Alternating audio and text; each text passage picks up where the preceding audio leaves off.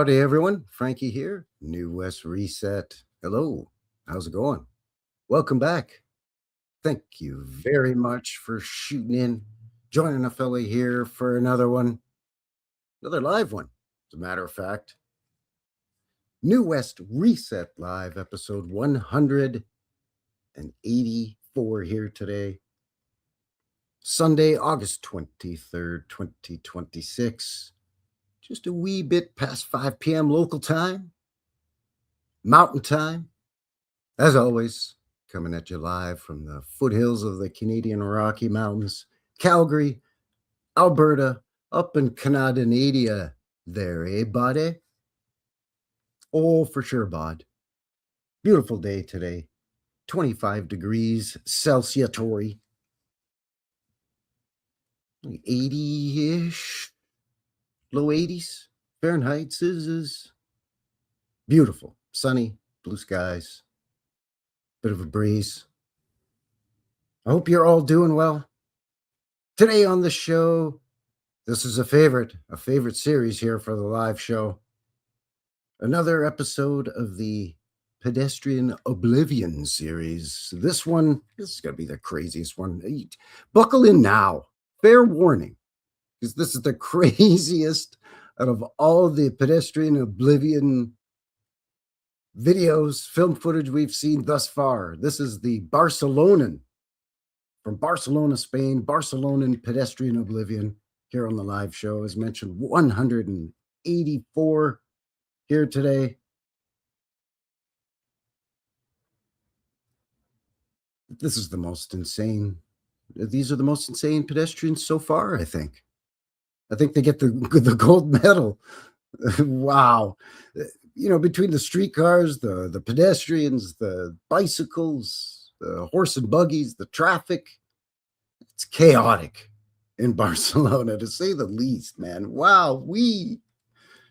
Anyway, suffice to say, it's almost as if the folks just don't know how to avoid traffic in the early 1900s. Look out, loco. Anyway. Thank you very much for joining me here, winding down your weekend. Links below for everything we're going to cover. We're going to kind of go over the official story of the streetcar, trolley, tram system there in Barcelona, Spain. If you're new to the channel, or new to the series, first of all, welcome. Second of all, thank you very much for being here. This is basically footage that we examine. I find it on the interwebs. We examine the footage, and it's generally a tripod of an old-timey film camera mounted on the front of a streetcar, trolley, a tram, whatever you want to call it. As it goes up and down its routes. It's hot route. What is hot route? Anyway, generally around the year 1900-ish. So that's what we've got going on with this. So we'll examine the official history of the whole system and how it began in Barcelona. And then we'll take a mid-show break. When we come back, we'll look at the footage, and then we'll take a look at some photographs. Anyway, thank you very much for being here. As mentioned, links below for everything we're going to cover, but also how you can get a hold of a fella. All my social medias down there. BitChute, Instagram, email, and of course, YouTube and Rumble. Thank you to everybody who's already shared, already subscribed, and once again, welcome. Got a bunch of new friends of the channel here, so thank you very much for being here. If you're watching this after the live, appreciate you as well. Thanks a lot there, eh? Speaking of which, friends of the channel, say howdy to everyone in the chat. Say hello to everyone in the box. See how everyone's doing here. And thank you for winding down your weekend. Yours truly on the Sunday Fun Day show. Woo! Woo!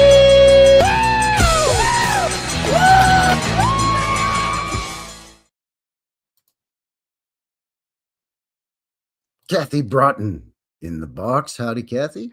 Good to see you. Ryan's here as well from unindoctrinated. I bumble that every time. Sorry. Unindoctrinated. I'll get it one day. It's just easier for me to call you Ryan there, Bod. Oh, man. Good to see you. Jesse Nix in the box. Hello, hello. Good to see you. Robert is here as well. Roberto. Buonasera. Babylon Fox in the box. There's Stephanie. Good to see you, Steph. Hello, hello. Howdy, Jane. Plain spoken Jane is here. Good to see all of you. Thanks for being here. Howdy. Dragon Sage in the box. Hello, hello.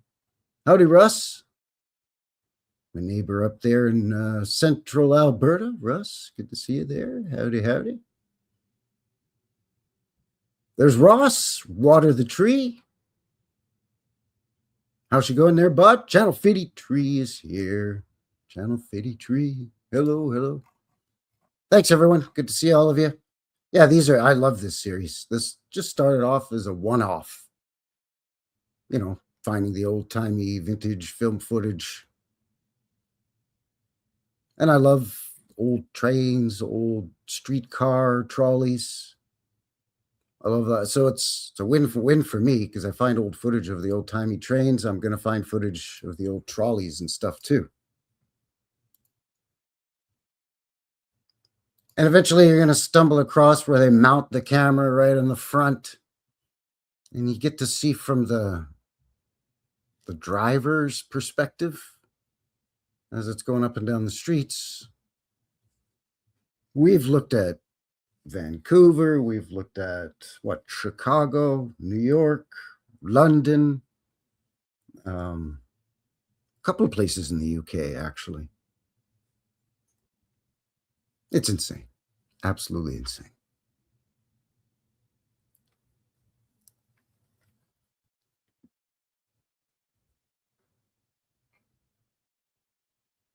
Odin's Raven is here. Howdy. Hello, hello. Good to see you. So hope everyone's doing well. Trust you had a good weekend. You're winding things down.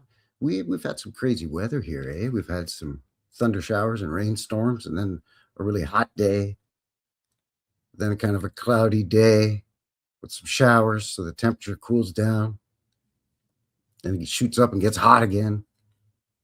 It's that wacky time of the year toward the end of summer when it doesn't know what it wants to do. Speaking of the end of summer, my documentary film, Reset 1700, about my theory about what happened here in southwestern Canada and the Pacific Northwest of the United States. Going to be coming up here very shortly as we move toward the end of summer. I'm like George Lucas. I keep tinkering with the thing. I already had it up, but YouTube took it down and I got a strike. So I'm doing a director's cut and of improving the sound and all that kind of stuff. That shall be on the docket very, very shortly. So keep your peepers peeled there, eh? Here on the channel. Baja is here. Howdy. Hello, hello. Good to see you. Anyway, enough goofing around. What do you say we quickly get into this thing here? We're going to look at the Barcelonan pedestrian Oblivion here on the show. I can't imagine you good people in the box are not aware of where Barcelona is, but just a real quick here. Wikipedia. Barcelona, of course, is a city on the northernmost coast of Spain. It's the capital and largest city of the autonomous community of Catalonia, as well as the second most populous municipality of Spain after Madrid. With a population of 1.7 million, its urban area extends to numerous neighboring municipalities within the province of Barcelona, home to 5.7 million people, making it the fifth yada, yada, yada. Okay, Mediterranean Sea. It's It's on the coast between the mouths of the Llobregat and Besós rivers, bounded to the west by the Sierra Colserola mountain range. You'll have to excuse, no habla español there, bud. So, my Spanish is going to be awful, simply awful. Not that my English is much better. Oh, anyway. According to tradition, Barcelona was founded by either the Phoenicians or the Carthaginians, and it's fine. We'll give you all these other little details throughout this, but its actual founding and by whom, it's very murky, very foggy. Ain't that always the way? Monarchy of the Crown of Aragon. Well, sounds like somewhat of a Tolkien novel. The capital was the Principality of Catalonia, became the most important city in the Crown of Aragon, and its main economic and administrative center, only to be overtaken by Valencia, wrestled from Moorish control by the Catalans shortly before the dynastic union between the Crown of Castile and the Crown of Aragon in 1560. You see, you get all these details, but who founded it? Who stumbled across it? Who decided we'll put it here or whatever? Nothing. But anyways, there it is right there. Catalonia, Spain, Barcelona, right on the coast there. She's beauty there, bud. Look at that. I'm sure many of us have seen photos of some of the old world Barcelona, like the Sagrada Familia that they've supposedly it's been in construction for hundreds of years, pretty much nonstop for some reason. Meanwhile, they'll construct just as glorious buildings and tell us it was done in 2 years or whatever, but that's fine. It's totally fine. Look at that. Nice. This big wide promenade here. Trees. Nice. Beauty. Wow. The beach. Not sure what this monstrosity is over here, but whatevs. Anyway, get the idea. Let's have a look at the trams. Howdy, Pat. Good to see you. Hello, hello. The tram system, the trolley. Again, according to what Wikipedia says, I usually just jump to the Wikipedia. That's what most normies, when they're not sure about something, when they go on the Google machine and they Google it, usually your top 3 is going to be the Wikipedia. So let's see trams in Barcelona. See what's Sam Steele's going on here. First tramway line in Barcelona was the Barcelona Gracia, a horse tramway. Of course, a horse. Of course. Why not? Right? Horse shit! Not that I so much doubt the fact that horse-drawn trams and trolleys were used. I've seen photos of them. I've got old-timey footage on film of horses pulling trams. It's the idea that they had steam power since, the 1760s in terms of steam driving a piston that could move a flywheel, that could power an engine, that could therefore operate a steam tram or trolley, as opposed to having horses pull them. But nah, we'll have horses. It's fine. They pull the carriages and the buggies and the stagecoaches, so why not the trains? It's just so funny to me that the train cars that the horses were pulling look exactly like the ones that later would be hooked up to electric. So I'm sure we've all heard this before. But anyways, it was started on June 28th, 1872. See, they know the exact date for stuff like that. The founding of Barcelona itself, wouldn't even know who, never mind when. Anyways, within a few years, lines were built throughout Barcelona and many of its surrounding villages. So the interurban old world trolley or tram system, talked about that on the channel before. And many other channels have discussed that as well. I think Lucius Aurelian was another that discussed the interurban trolley system. I can't speak for LA, but myself, I believe that this is an old world thing. The trams and trolleys that, in the 1900s went up and down the streets, well, 1890s to early 1900s, right? So they were phased out by buses and whatnot. This was an old world tech, and pre-reset, it was more widely and more commonly used to go not only up and down the streets of your city or town, but between towns and cities with stops in rural areas. So even if you lived on a farm or a ranch between two cities or towns, the trolley or tram would have a line running close by, and it would stop at a little station out there in the boonies, out in the sticks, y'all.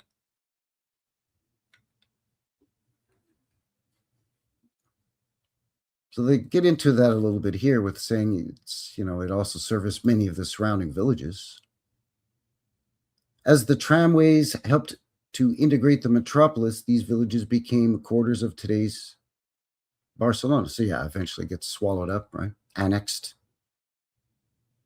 In the sample expansion, I don't know. Again, my apologies. I don't know how to pronounce that.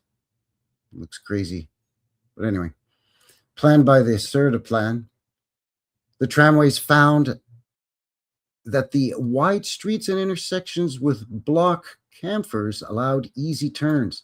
Oh, well, ain't it lucky that all the streets and avenues were built nice and wide, almost like there was some forethought or somebody had some kind of futuristic visions and could predict that. Say, hold up there, senors.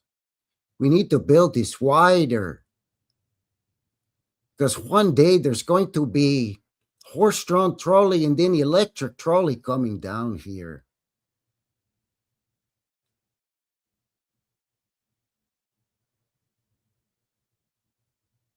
Sheesh, ain't that lucky. Lines were built by a number of companies, but by the 1900s, the two main companies were Barcelona Tramways and Compañía General de Tranvías. It's not bad Spanish for a Canadian, if I do say so myself. Electrification took place in the 1900s with the introduction of route numbers following from 1910 onwards. So again, very vague as to when exactly it was electrified. Somewhere in the early 1900s. Yeah. Was it 1901? Maybe. 1905? Possibly. Anyways, 1925, they merged. Spanish Civil War caused major damage to the tramways. And then a bunch of other stuff going on in the 50s, 70s, 80s, yada, yada. Link below. Sheet, aren't they lucky? Lucky and or smart to have the wherewithal and the foresight to build extra wide avenues and streets to accommodate not only the trams or the trolleys, but also the turn radius that's required, and still allow horse-drawn traffic or people on bicycles, and later on, vehicles, cars, and I don't know, omnibuses, buses, and whatever, right? Ooh, it's funny. It's almost like the trolleys and trains and trams came first, but were rediscovered and reverse engineered until they could get it up and working. KJ in the box. No need to apologize. Thank you very much for shooting in. Good to see you there. Hello, neighbor. How are you? So yeah, it's just one of those things. That's what I think. I think a lot of this stuff was already there. And it was reverse engineered after it was rediscovered. Just like today. Some people are better at certain things. You get people that are more mechanically inclined, and they're able to just take apart and put back together stuff, figure out how stuff works. They got the mechanical tism, right? They may not be able to necessarily invent or create some kind of new machine or device or widget or doohickey,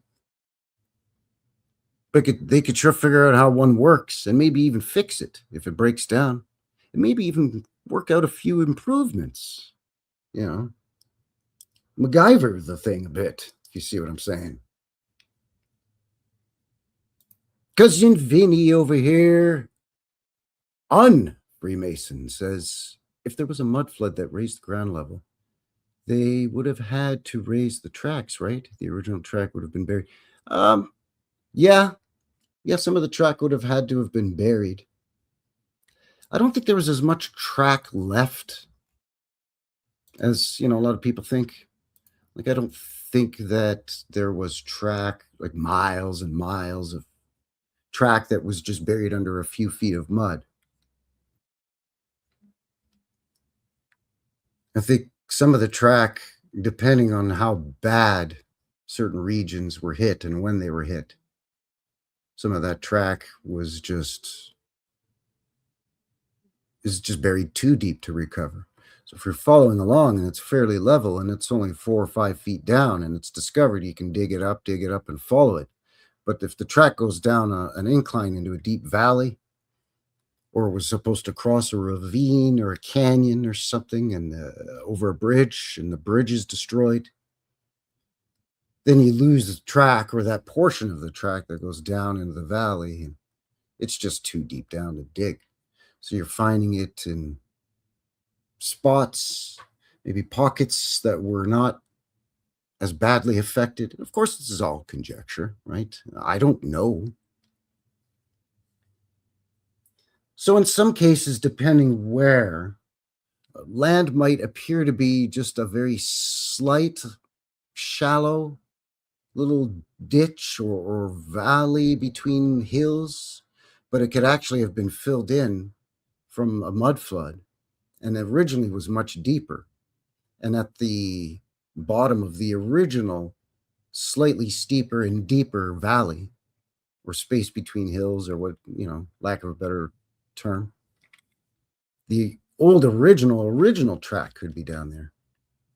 But I mean, once you're figuring it out and it's not too badly damaged, what can be saved and kind of fixed up is done, what needs to be pulled up and replaced. I mean, it's not terribly complicated technology. What rides upon the rails on the railroad tracks is much more sophisticated.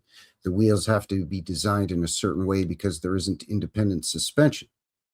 So when the trains, even today, are taking a fairly sharp turn along a track, the wheel actually doesn't fit. If this is your rail and you're looking at it lengthwise and it's a section of the rail, the wheel doesn't sit tight. It sits so it can ride. So as it takes a corner, that's it shifts how the wheel rides on the rail, right? Because the inner portion of the wheel is meant to sit on top of the rail. Because there isn't like posi track and any of that stuff. They can't speed up this. It's a solid single axle. So you can't have differential from left to right depending on your turn, right? So they had to come up with a way where it would sort of glide back and forth ever slightly, just, at the most, inch and a half, couple inches maybe on each side. Just got to get in that Goldilocks zone, sweet spot where it doesn't have so much slide that it can derail itself. It picks up too much momentum, and there's not enough force to stop its now movement, and it can skip off the rails. So, but yeah, the rail itself is easy to connect and to repair, replace sections.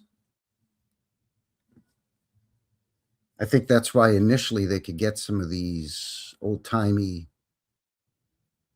trolleys or tram cars pulled by horses kind of up and running before they could figure out how they were powered. Because I don't think they were originally, even pre-reset, were originally pulled by horses. We already had omnibuses for that, which is like a stretch limo version of a stagecoach. It's like a bus pulled by a team of horses, either 2 or 4, but it didn't ride on rails.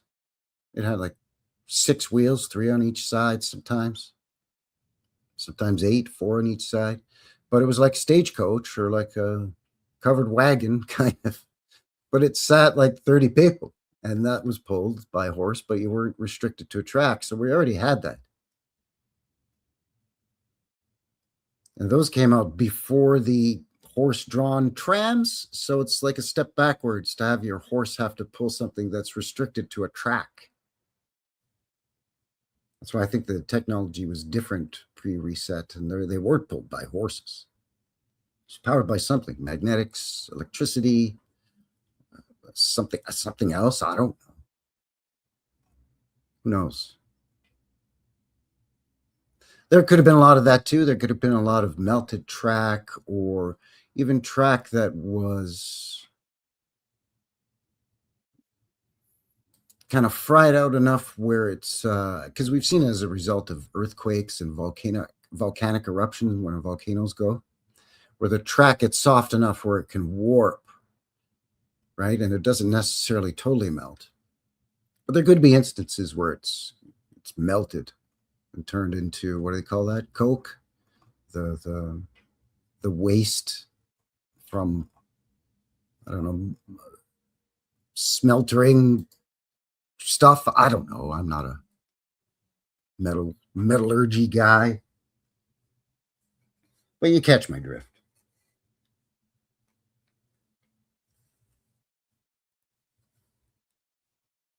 But I don't think there was miles and miles everywhere. I think it was like a dotted line when you see, like dotted lines on maps, or dotted line down the middle of a highway or a freeway.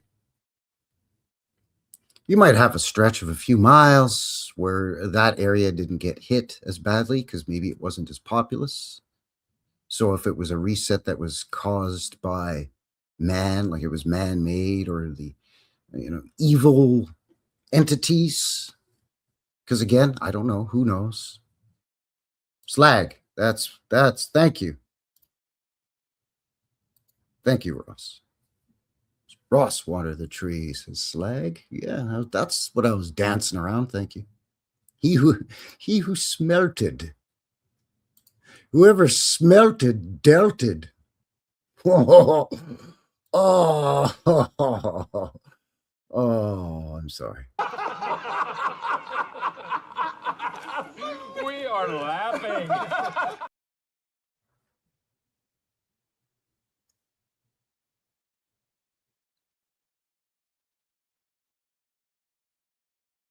But I think if it was a heavily populated area and some evil entities did trigger some kind of event, the aftermath or the aftershocks, or the secondary event being the mudflood, but the event prior to that, some kind of heat or electrical heat discharge. I don't know. And again, I think these come in cycles. And I do think some natural disasters are truly natural. And I do think that some are artificially created disasters. How and by whom? I don't know. But I think even the natural disasters can be seized upon by these evildoers. even if they didn't cause it, because they're opportunists, right? They can't create, they can only destroy. So even if they have some kind of weapon or technology that can make artificial disasters, floods, earthquakes, or whatever, technically they're still not creating. They're just altering the environment to destroy.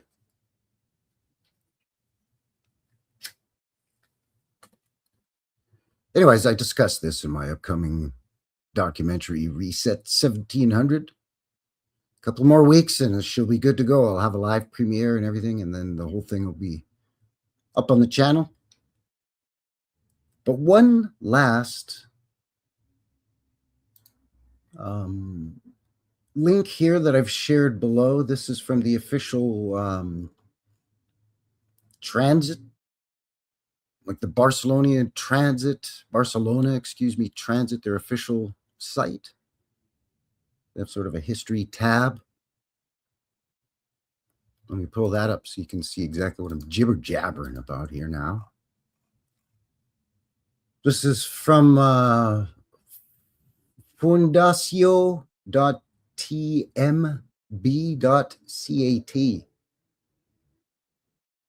Fundacio TMB. So that's transports, the Metropolitan Transports of Barcelona. Barcelona Metropolitan Transportation. It's about as good a translation you're going to get from me because I don't speak Spanish. English, please. Anyways, apparently they did a renovation on one of these horse-drawn trams or trolley cars. Horse tram number 2, the oldest preserved horse tram in Barcelona. All right, here's where we start to get into the ridiculousness before we even see the old-timey footage of the pedestrian Oblivion. So buckle up. So here's the data sheet on this is for the original car. Now, okay, this is the data for the original car. All they did was, do a little preservation on it. So it was manufactured in Philadelphia, United States. For some reason, Barcelona City Council in Spain in the 1880s decided we're going to implement a municipal railway system, horse-drawn trolleys or trams. We're going to contact a local horse carriage manufacturer for a design? Nope.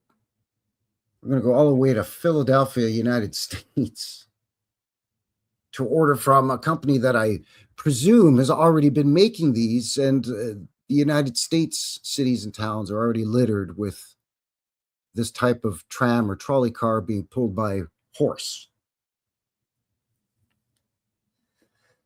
And even if the entire country of Spain doesn't have any facility that can manufacture this type of thing, which I highly doubt, but let's just say it didn't.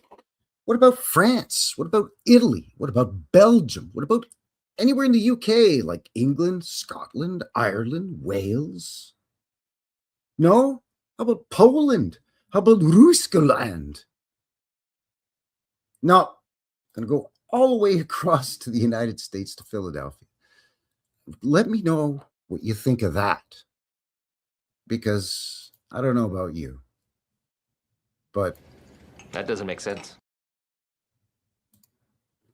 I mean, were they the lowest bidder? You think even just shipping that freight alone, because they're not going to have one made and have it shipped over by, I don't know, steamship or clipper ship, or I don't know.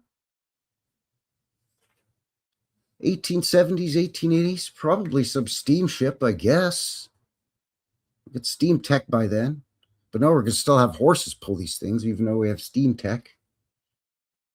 I mean, they're going to order probably, I don't know, a dozen, let's say, at the very least. The shipping on that. Anyways, here we go. The measurements for each car. It's 2 meters wide. Think of a meter as a yard. Okay, it's roughly the same. A meter and a yard are roughly the same. Okay, it doesn't matter if you were a kid in the 70s and your math and or science teacher threatened you with a yardstick if you lived in the US, or a meter stick if you lived up here in Canada land. The threat level is the same because the measurement is roughly the same. So it was 2 yards or 2 meters wide, 3.5 meters or yards tall, and 5 meters or 5 yards long. Began service in 1888 and was decommissioned in 1907. So 19 years. Because I guess then they could disconnect the horses and hook it up to the grid, the electric grid, all of a sudden. And this was restored a little bit in 1929 and again in 1997. So the first tram line that began operating in Barcelona in 1872 was animal-powered. At first, it ran with double-decker carriages pulled by 4 horses. So right away, they went with a double-decker right out of the gates at first, and a team of 4 horses. So probably almost doubling the cost to have it made, almost doubling the fee to ship the thing from Philadelphia, Pennsylvania, USA to Barcelona, Spain. And now you got to use twice as many horses, so twice as much water, horse feed, plus all the harnesses, leather, I don't know, saddlery, not saddlery, but you know what I mean.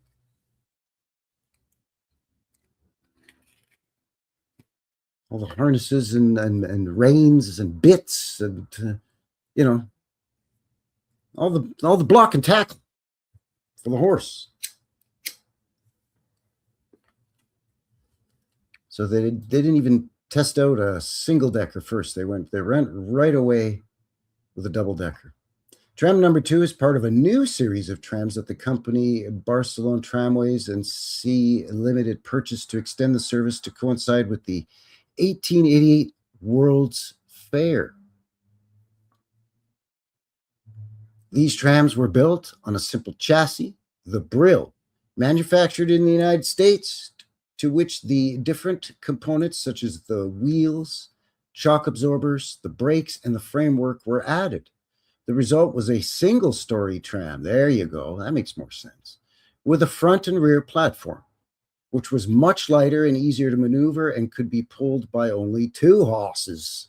There, see? Now you're thinking there, Pedro. In addition, and considering passenger comfort, they incorporated a skylight in the ceiling to let in light and for ventilation. Yeah, coincidentally, just like the electric ones of, a handful of years later, where they basically took the exact same design, and I'm sure in some cases the exact same car, and just retrofitted them for electric rather than the horsies. I mean, I'm convinced that's how, don't let your lying eyes fool you, I guess. I don't know. But, you look at the trams and they're identical. Just, some were pulled by horses until up there's, now we got old Sparky fired up. Now we can use electric power. But the car itself looks identical. Wiley Metz in the box from down there, Montana land. Good to see you, bud. So luxury trams were also manufactured and circulated on lines taking the bourgeoisie to the beaches of Barceloneta or their holiday homes in Gracia, Sierra, or Saint Gervasi. Again, excuse my lack of Spanish. I'm Canadian, all right? Cut me some slack there, eh, buddy? Tram number 2 has interior finishings resembling a living room with velvet padded seats, glass screen lamps, or lamps that have a glass lampshade, for lack of a better term, and elaborately decorated handles. Oh my. Could you imagine, eh? I mean, of course, everything in the old world was... Ooh la la la la la la la la. You know, craftsmanship, artsmanship, pride in everything being aesthetically pleasing was part of everything, I believe, in the old world. Right down to just knobs and levers and cranks that you got to pull or twist, just for whatever. Elaborately carved with scroll work or whatever, or floral designs, you know. So why should a tram car be any different?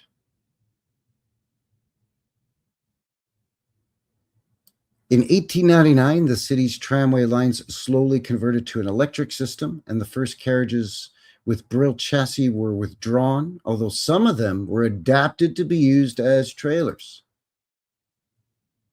So they could be pulled by the electric trams. I think they might be hinting here at something. Tram number 2 was restored in 1929, to be exhibited at the International Exhibition in Barcelona. It was then stored in a garage until 1997. Just sat there, did it? For 70 years. 68 years. Really? Okay. When a second restoration was carried out on occasion of the 125th anniversary of Barcelona's trams. Well, if it just sat in a garage for that after the first restoration, why did it need a second restoration? I mean, aside from maybe a little bit of rust, so all you need is a little bit of axle grease and some lubricants, and, you know, maybe a little touch up the paint. You should be fine. Probably just a money scheme. But anyway, there you have it. Some of the official his story of the tram system in Barcelona, Spain. Yeah, probably that's more like it. Yeah, 100 pounds of mouse and or rat shit removal. Yeah, it's a good point. Once stuff like that gets in there, makes a big mess. Oh, I'm with you, Wiley. Everything was luxurious and smooth and quiet. The trolleys and trams, the old steam locomotive choo-choo trains, the airships and dirigibles.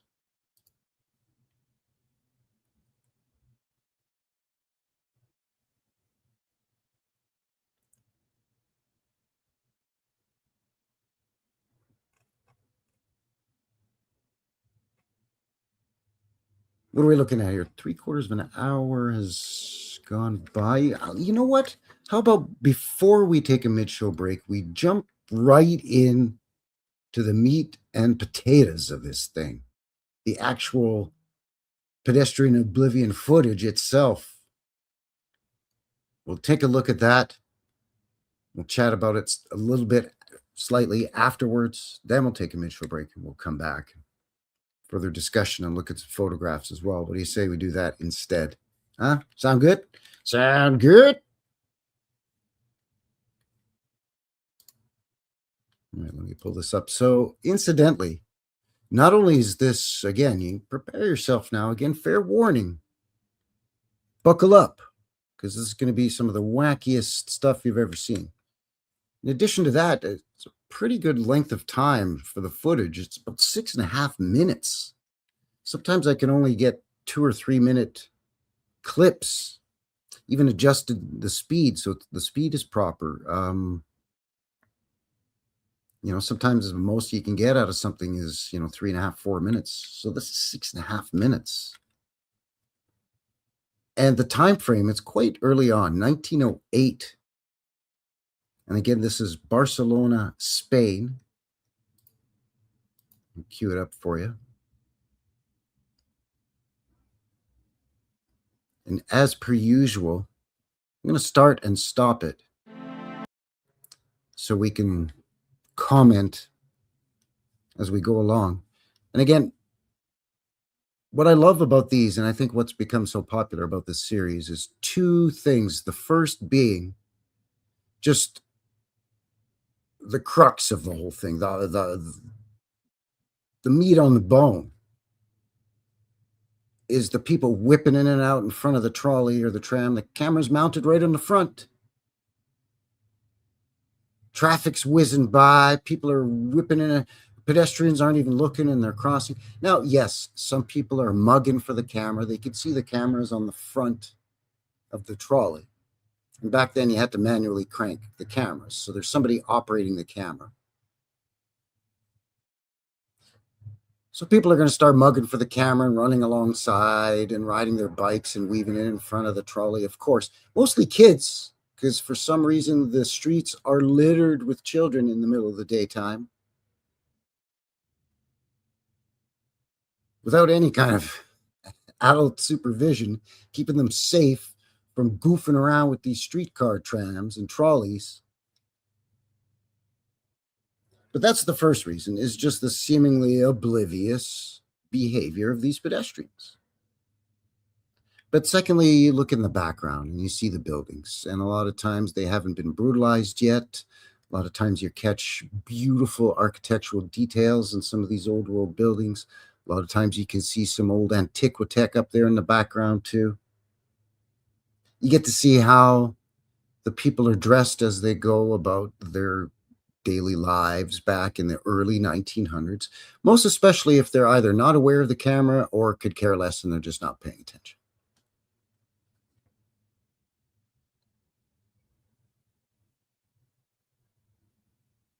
Well, that's the thing. There's no cell phones, right? Pat says no cell phones.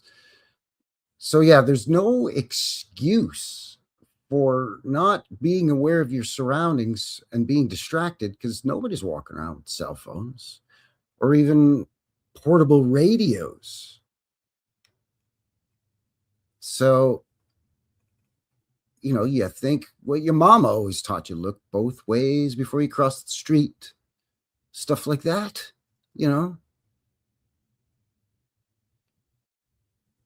Anyway. As Mitch and I will be starting and stopping so we can comment and be flabbergasted together in real time at some of this behavior, because it's crazy. And again, this is the most unhinged, heart-stopping. There's quite a few instances where, how did somebody not get deleted just now? They dodged it by that much. You see what I'm saying? Now, I do have some music playing in the background, so please let me know if not only you can see it okay, but also if you can hear it, so on and so forth. So here we go. Barcelona, Spain, 1908.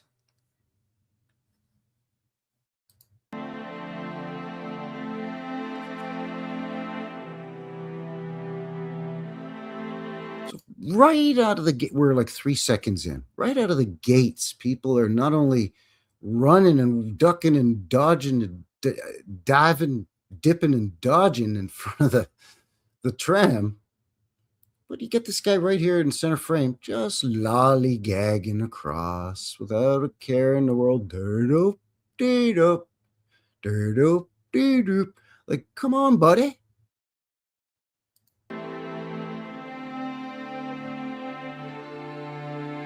Like 3 seconds, 4 seconds, 5 seconds in, and it's absolute chaos. And you ain't seen nothing yet.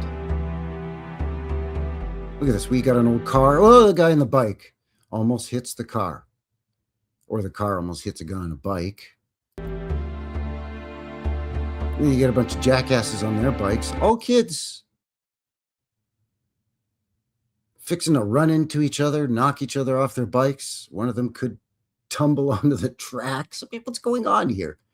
Meanwhile, the adults should be saying, hey there, kid, get off the tracks. They're just hands in their pockets, taking a nice Sunday stroll.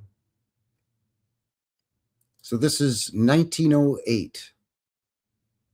1908 in Barcelona. Whoops. The kid's waving. His buddy's got to pull him off the track. Look at this. Look at this guy running.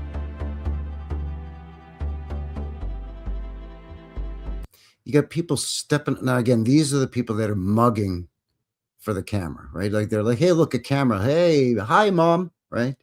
Back before people got bent out of shape or upset if you were filming in public. These days, people will attack you. I've been attacked.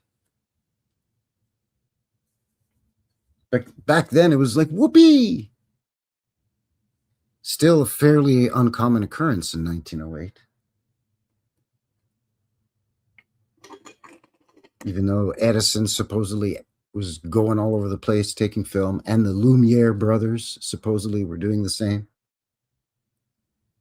Lumiere being the French word for light, so isn't that coincidental, by the way?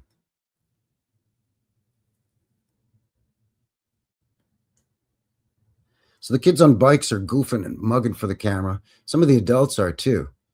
But once we get a few more minutes into this thing here, you're going to see the train takes a turn and goes more into a downtown area. And there's still a lot of goofing for the camera, but then there's a lot more candid folks that are unaware of the camera, or seemingly so. And it's basically just as chaotic. How about I just shut up and show you?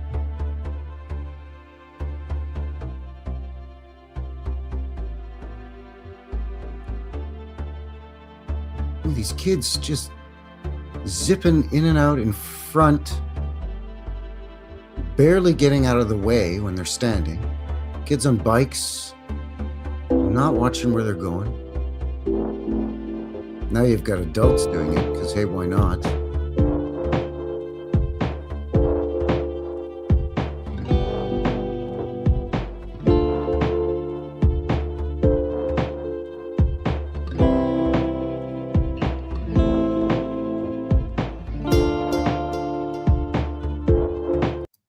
The name of the street. I guess I missed that in editing. Whoops. Whoopsie. Nuff Hunter in the box. Good to see you. Hello, hello, hello. Martin is here as well. The trick is to not take the sheer scope of evil personally. That's some sage words there, bud. I would agree with you. That's why generally on my live streams, I tend to be kind of smart-assy, and I try to use a bit of humor coming at these things. Because, I mean, the more you think about it, the more you can, you can become frustrated or angry with the state of things in the realm and what's potentially happened to us on whatever scale you may imagine. It's easy to get riled up, right, and get ticked off. So we like to examine things through that lens, but come at it with a little bit of humor, kind of chop that giant off at the knees a little bit, bring it down, eye to eye level, so it's not so intimidating or anger inducing a topic.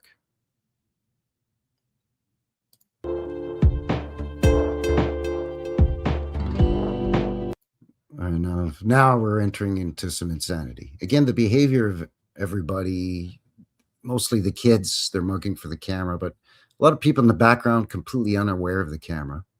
So you get to see people just doing their own thing.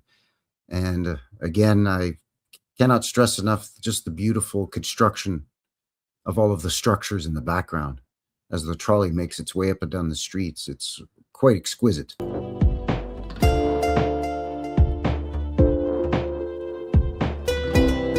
Oh, yeah, you got to tip that. Yeah, take time to tip your hat to the camera mounted on the train, good sir, as opposed to corralling the children and youngsters out of harm's way. Idiot.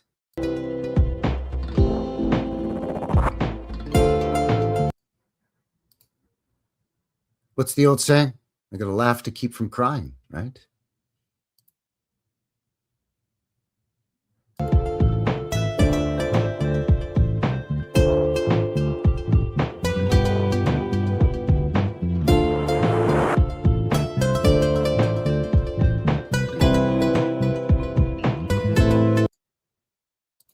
Thank you. Conganator in the box says smash that like button. Yeah, please.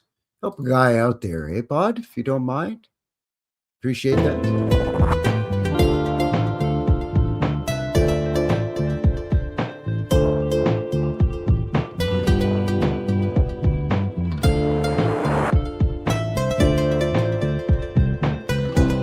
Look at these fools. At least they're shoulder checking, I guess, but crisscrossing and weaving back and forth in front of the trolley.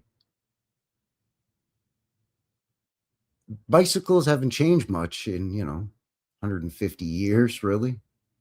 Once they figured out it's a good idea to have the front and rear wheels the same size, and we pretty much got her licked there, bud. So you know that the wheels or the tires or what have you are, an inch and a half, 2 inches thick. You get that caught in the track, you're hooped, bud. You're dog meat, pal.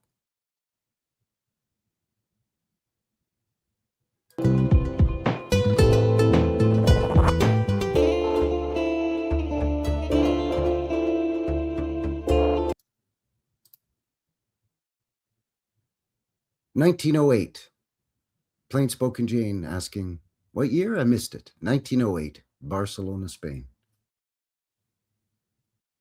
A lot more bicycles than we've seen with the footage from Vancouver, British Columbia, Canada, or of a couple of cities in the US.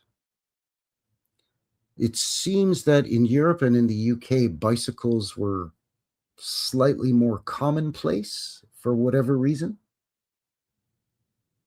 And also, we've already seen a couple examples of early, automobiles, cars of some sort, 1908.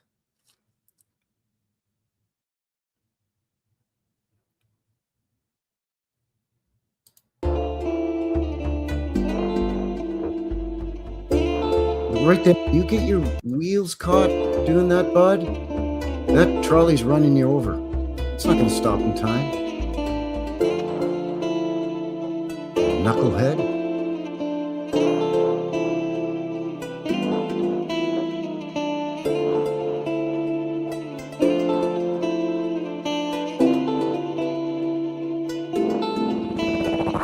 Almost running into each other, those two bikes.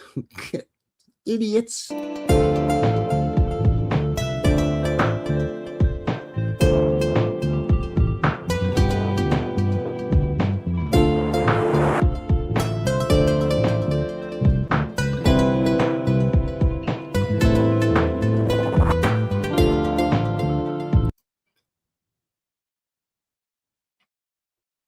So it's not just the crazy kids on their bikes. I mean, boys will be boys, let's face it. If I was a kid in the 1908 in Barcelona, Spain, and I saw a camera mounted onto a tripod on the front of a trolley, if I had a bike, or, I'd be on that bike in front of there goofing with my buddies, probably doing just like these idiotic kids are doing. Who knows? Why they're goofing around in the streets, I don't know. This could be, I don't know. It could be any day of the week. It doesn't specify. It just says that it's 1908. Why they're not in school? Could it be a weekend? I mean, obviously, these children live downtown. There are apartment buildings and houses along some of these streets.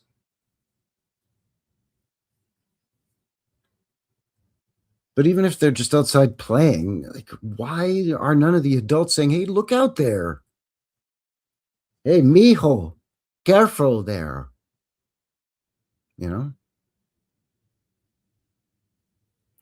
School was optional, said Wiley Metz. Well, I know that school wasn't so structured pre, who was it?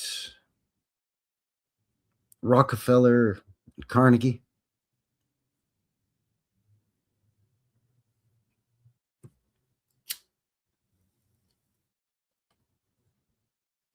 I think education was different pre-reset. It wasn't so standardized, and they make standardization of the education system sound like a good thing. But it isn't if you really dumb it down first and then force everybody to learn all of that useless crap. That's not, a lot of it is not really applicable in the real world, quote unquote real world, right? Anyways, we're getting off into the weeds again. Yeah, shouldn't these kids be at home or in school, or at least shouldn't there be an adult somewhere?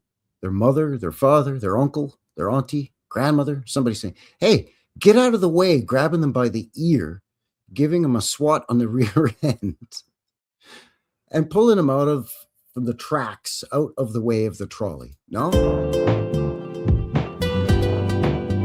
Or even just any of the adults, as mentioned, that are just doing their thing.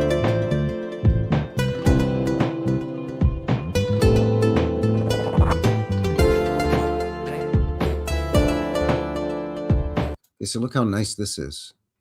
Beautiful tree-lined streets, just coasting along nice and smooth.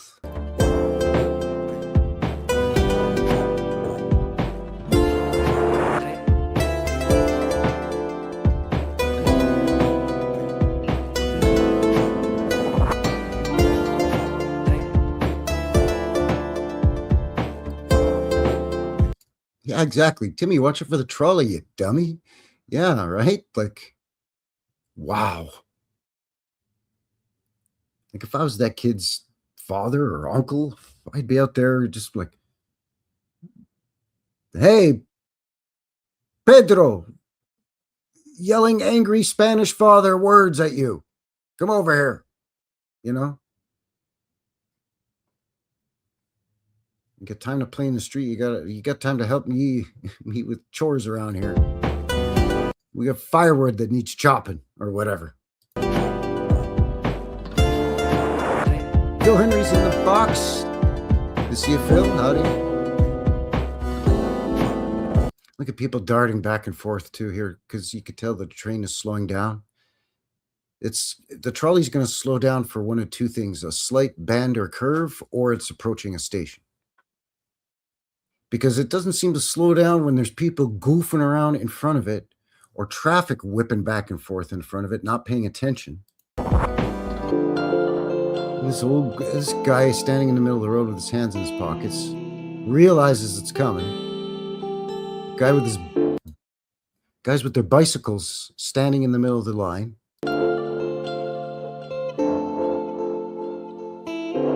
You can't tell me that all of those people just goofing around standing there, they didn't know that the train had a camera on it until they turned around and looked.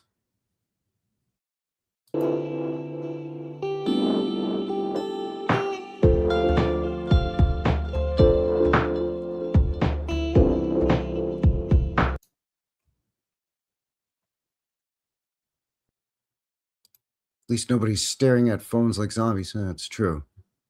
Good point. Look, there's one of the double-decker ones there.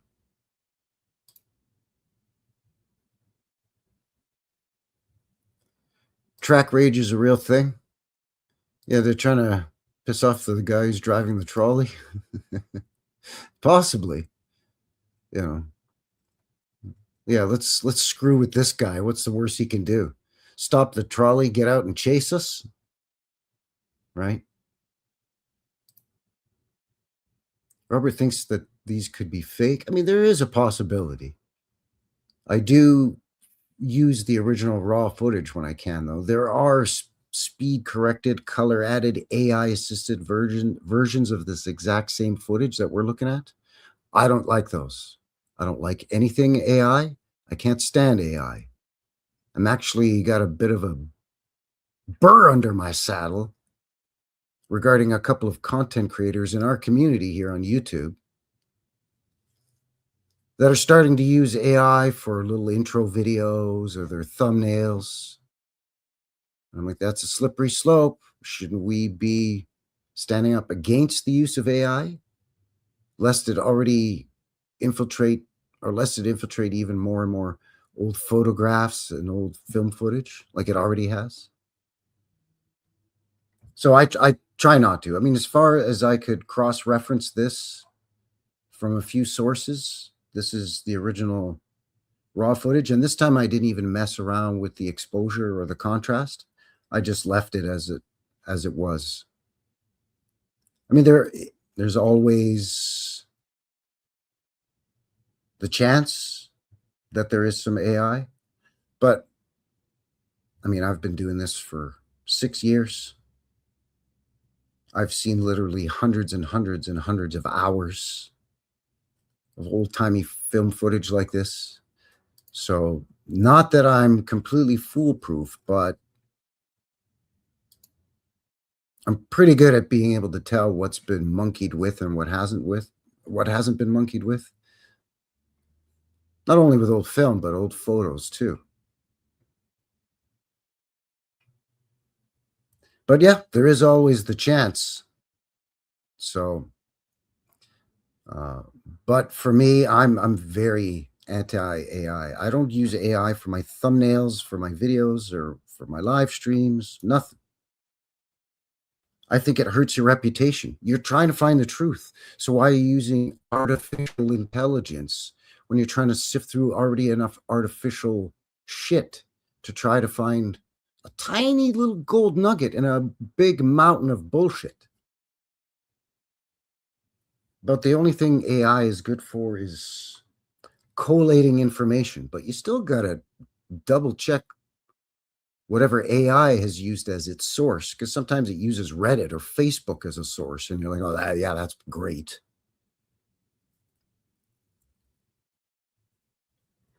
And I've noticed more and more channels in our community. Now, I'm not talking about those completely AI channels. I've already addressed those months ago. I hate those, where everything about those channels is AI. All the imagery or the stock footage isn't stock footage. It's all AI generated, whether it's moving pictures or static photos. It's all AI. The voiceover, the narrative is all AI. The music is all AI composed. The script is written by AI and then checked by AI. I'm not talking about those. Those are a completely different pile of shit. I'm talking about channels that are trying to do legitimate work and trying to share some of their research.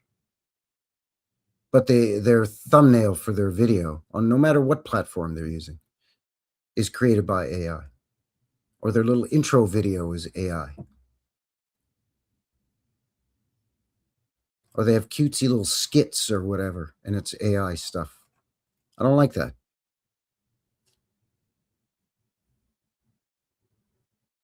You should be very anti AI if you're in our community and trying to seek truth, you know? So I try to do what I can to avoid AI. I don't use AI for anything on my channel. So again,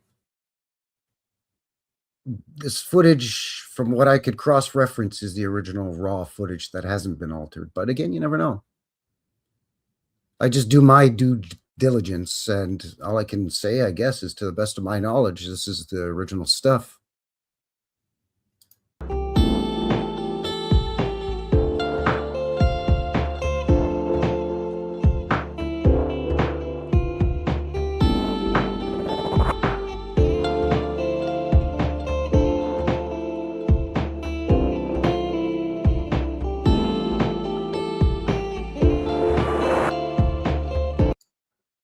Absolutely, KJ. Kelly Jackson in the box says we are questioning everything. Didn't you have to? Unfortunately, some of these tools are getting tougher and tougher to spot, right? They're getting better and better. And that's my apprehension and my resistance to the AI, is that it's going to come to a point where even people in our community that have been doing this a long time, much, much longer than me already, could potentially get fooled, and then their reputation, everything that they've worked so hard to build and protect, is shattered by one or two instances where they got fooled. Look what happened not too long ago with John Levi. Nothing personal against John Levi, but he was fooled by some AI images that were supposedly monolithic structures discovered in Antarctica in, what is it, the 19 teens or 20s. Some old film or some old photographs that were found that were previously unknown. Turns out it was AI, but he was fooled. Now, he did come back and say, whoops, they got me. Like, sorry, it's going to happen. But we want to avoid these things from happening. So why entertain using AI if it's only going to come back to bite you? Right? It's like poking at that snake with a stick. And then you're surprised when the snake coils up and strikes and bites you in the ankle. Ah, it bit me. Yeah, we keep dancing with the devil, and guess what happens?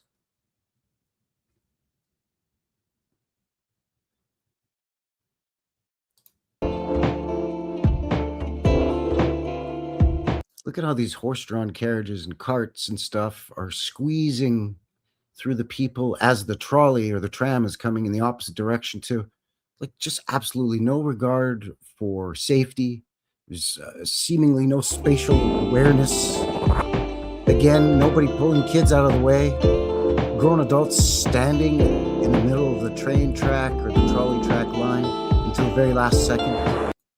This guy hauling barrels of whatever, just trotting along, cuts right in front of the trolley. Not a care in the world.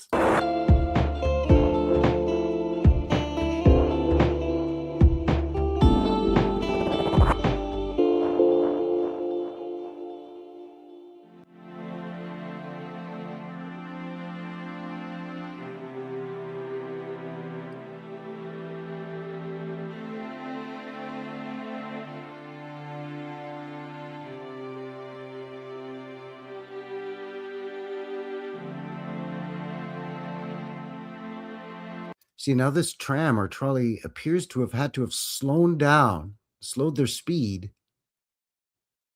to adjust for this goofball that cut him off and is now in front of the trolley, hauling barrels of whatever that is.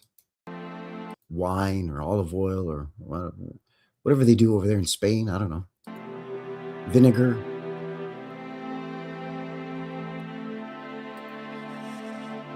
Could be barrels of meat or salted fish or something too. Yeah.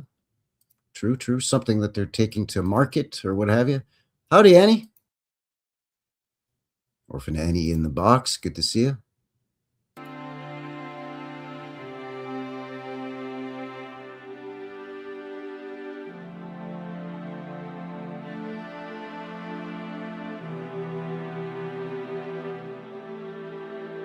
Look at this lady. Look. Just not a care in the world. Watch it, lady.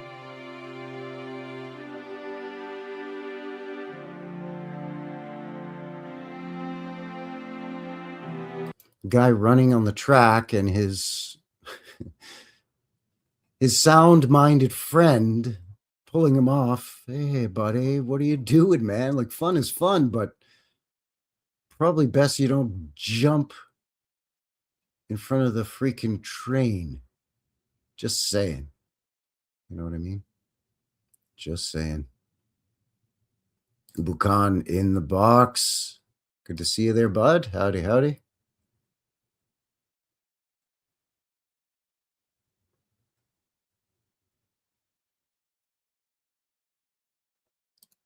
Oh yeah, I make mistakes, of course. And again, I'm not laying the blame solely at the feet of John Levi. We've all been fooled, It's just that his comment section, not only for that particular video, but for the videos for weeks to follow, were busting his balls about it. Even after he came back and was like, "Hey, whoops, got me. It happened, right?" So Ryan says, when AI can make sandwiches, let me know. I might consider it. Yeah, there you go. Dragon Sage says, sandwich. Yeah, now you're okay. Now you're talking. Oh, well, you're too kind there, bud. You're too kind. I try, right? I mean, I'm a pretty genuine guy. Pretty much what you see is what you get.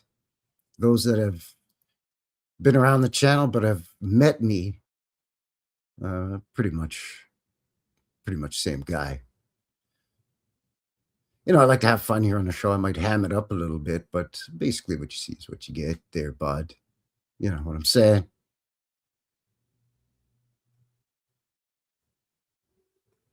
So getting ready to take a quick mid-show break here. We're about an hour and a quarter into this thing. I hope you're enjoying the show thus far. Again, as a reminder, we're looking at the Barcelonan Pedestrian Oblivion here on episode 184 of the live show. And by far, the footage we looked at, in my opinion, is head and shoulders above the rest so far of the most insane pedestrians there in Barcelona, Spain, man. Wow. Again, the mugging for the camera and goofing around aside. The vehicles cutting off the trolley. I mean, the stress level of those trolley conductor or tram driver guys must have been through the roof there, bud. Like, wow. But yeah, between the streetcars and the vehicles and the bicycles, the pedestrians, the horses and buggies and carts, and it was just chaotic there in Barcelona. Wow. Wow. Well, what do you say we finish this off? We'll take a mid-show break in which we will actually have a look at some more footage from Spain. Yeah, there we go. We're almost at the end anyway. What do you know? What do you know?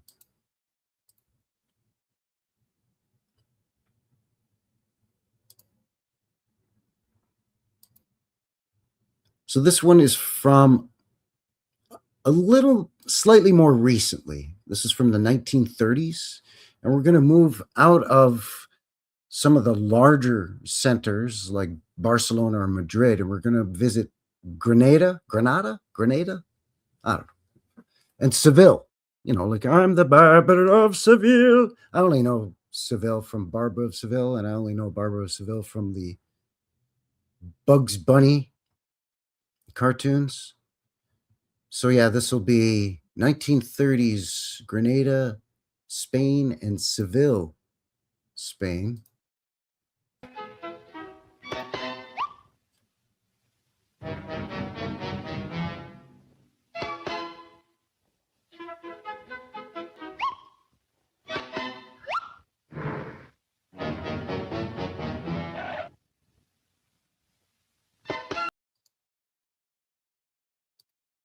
Oh, I'm terribly sorry about that. That was the wrong footage.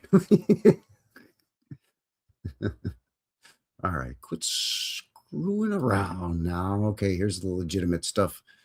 Granada, Spain, Seville, Spain, 1930s. Oh, will you look at that? 4 minutes and 20 seconds long. So I guess you know what that means. Smoke them if you got them. Put your ear goggles on. Crank her up to 11 there, bud. We'll see you on the other side of 4 minutes and 20 seconds. All right? Stick around. Be right back. Cheers.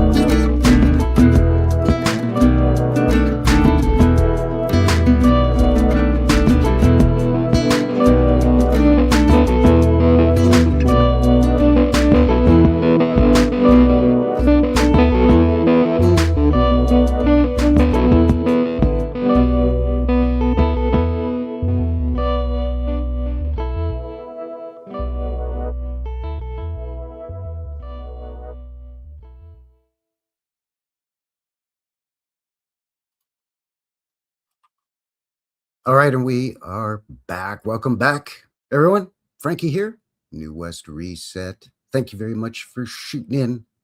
Joining a fella here for another one. Another live one, as a matter of fact. New West Reset live episode 184 here today. We're looking at the Barcelonan Pedestrian Oblivion. This has become a favorite here on the live show, this Pedestrian Oblivion series. This is, I think, the 7th or 8th one we've done now. So thank you very much for being here. Appreciate it. If you're watching this after the live, thank you very much for all of your support. Welcome to all the new friends of the channel. Good to see you. Thanks for being here. If you haven't already, please do all the things to help a fella out. Don't forget links below for everything we've covered at the top half of the show, the official His Story of the tram or trolley system in Barcelona, Spain. Then we had a look at the actual film footage where they mount the camera right on the trolley, and we just see everybody losing their minds and mugging for the camera. But, you know, where people are not aware that there's a camera there, they're cutting off the trolley and weaving in and out of traffic. Dangerous, man. Kids running around everywhere.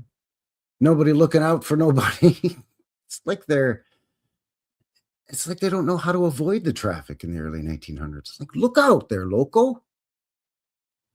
Anyway, thank you very much for being here, and thanks for winding down your weekend on the Sunday Fun Day show there, bud. Good to see you. Woo!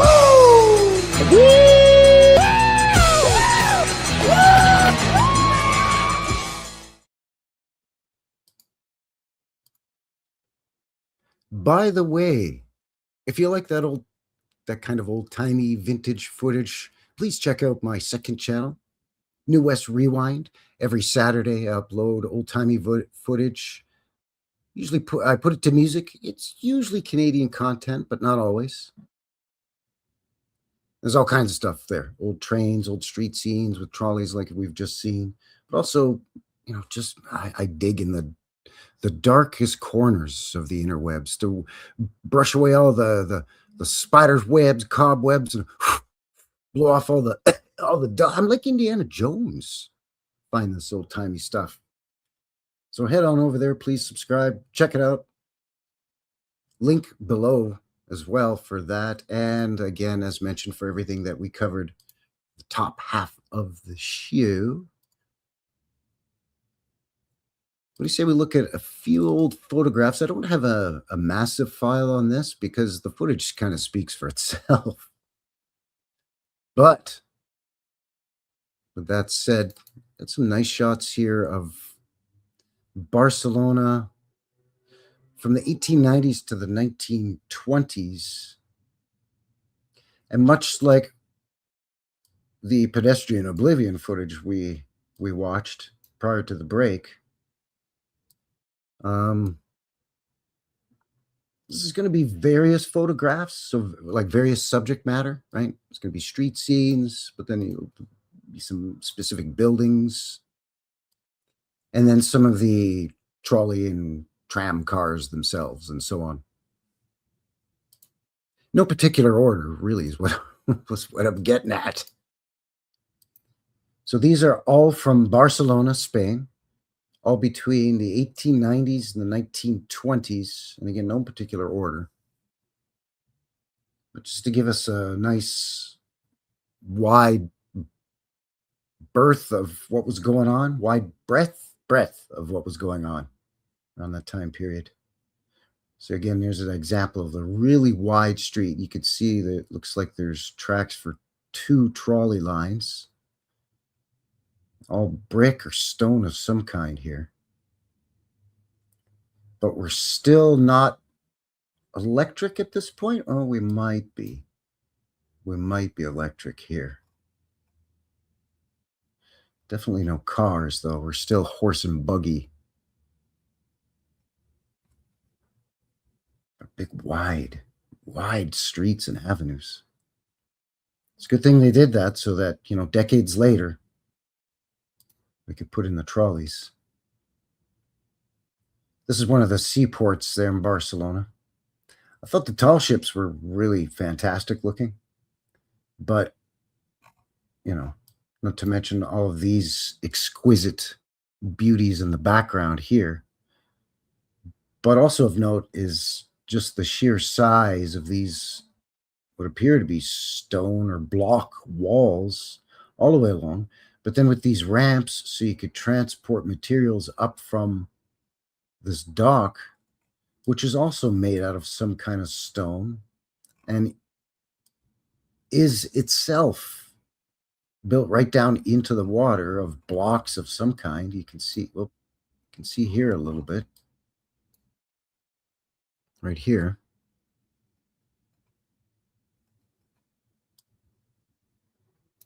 You see this coining effect along the edge, much like we see down the edges and the corners of buildings. Well, they'll use larger blocks or stones that can be cut to, you know, true 90-degree plumb level, yada yada, which helps as you stack further and further up with your courses of brick. But here they've done it as the edge of their dock or their platform. So imagine all of this infrastructure and how long that would have taken. And then to be able to engineer and calculate just the right pitch or degree angle of this, where goods could still be hauled up by horse without it being too extreme. And then if you see here, there's obviously some kind of empty space underneath these, because we're seeing what appears, at least to me, to be doors and windows here. So this goes underneath the street, which has the trolley and brick or stone as well. Dragon Sage says old world super construction everywhere. Yeah. Yeah, absolutely.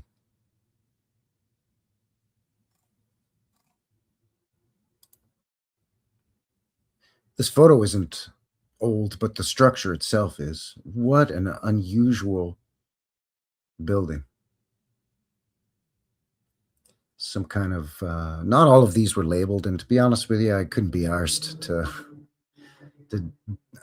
I mean, again, the images, the video, and the photographs speak for themselves. Very unique looking structure. I've never seen anything like this before. Obviously, some kind of church or chapel, or maybe formerly was, and now it's a residence. This detail here. But all of this extravagance with this rounded curviness. And then I'm guessing this is some kind of inlay. Maybe it's painted on. I don't know. But either way, man, like the time and effort.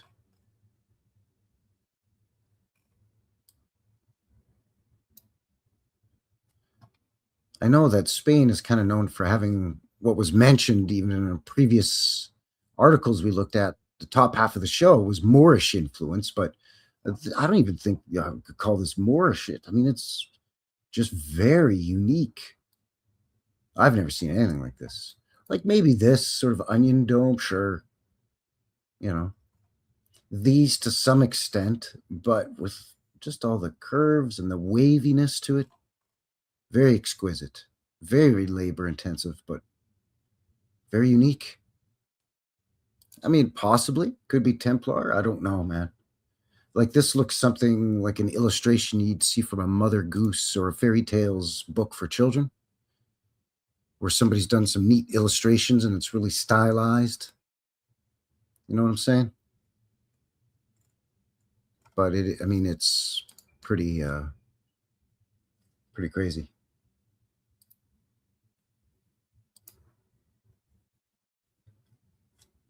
This structure looks like it has seen some hardships, and I'm sure it has. But what has survived is jaw-dropping. This turret with this onion dome on it with whatever the Sam steel this is. Not to mention, again, this curve or almost, I'm going to use the term wave. It's got a wave to it. but it looks like it's either hammered, worked metal of some sort, or it could be some kind of shingle. But either way, the technique is infallible. Look at it. And you've got this for, I don't know, Rapunzel's balcony made out of flower petals. Amazing. And then each one of these other balconies has a little, or each one of these French doors or openings has a little balcony that's on a little bijou balcony. Very unusual. Almost looks like a face. Right? Eyes, nose, mouth. Could even be a skull. And then I'm not sure what's going on here.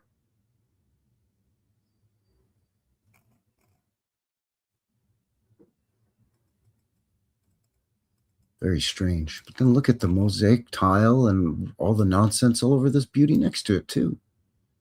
Like, absolutely unbelievable.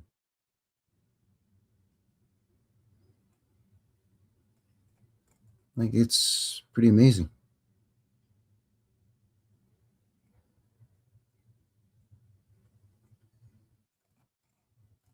All these nooks probably had statues in them at one point, you know? I'm guessing, anyways.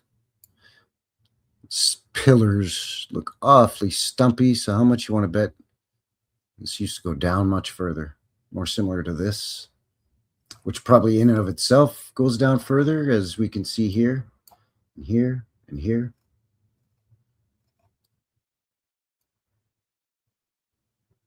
Could be melted. It's definitely wonky looking. It's definitely damaged. Cooked out, melted. Something's happened to this thing. Same as this one too, actually. Although it's pretty symmetrical. You know, melting tends not to be symmetrical and tends not to move diagonally. This, I would think that this would just drip down. But either way, the waves, the damage, something wonky for sure. This is exquisite. I mean, look at this. All these cupolas with domes, with techie devices or what have you on them.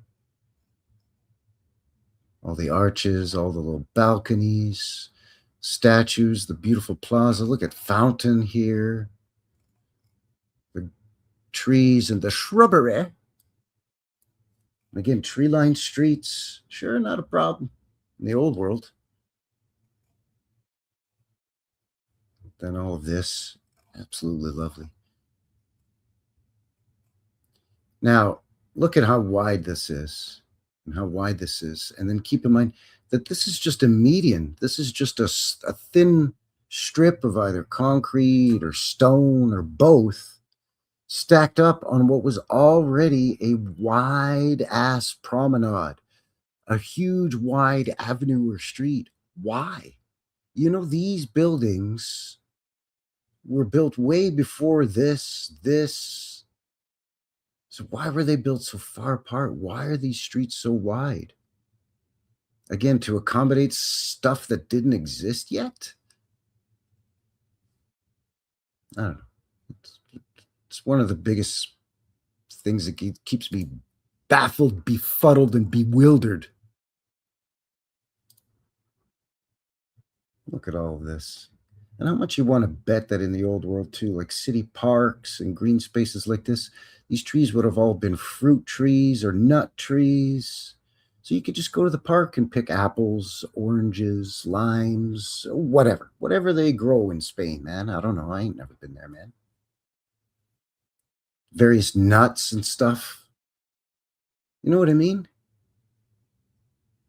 To this day here, there's some old world buildings and estate homes that have fruit trees in their yards.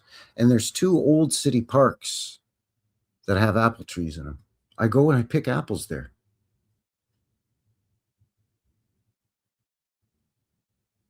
Why not? Get yourself a whole mess of apples for free. And from now until middle to the end of September. They're ripening like crazy.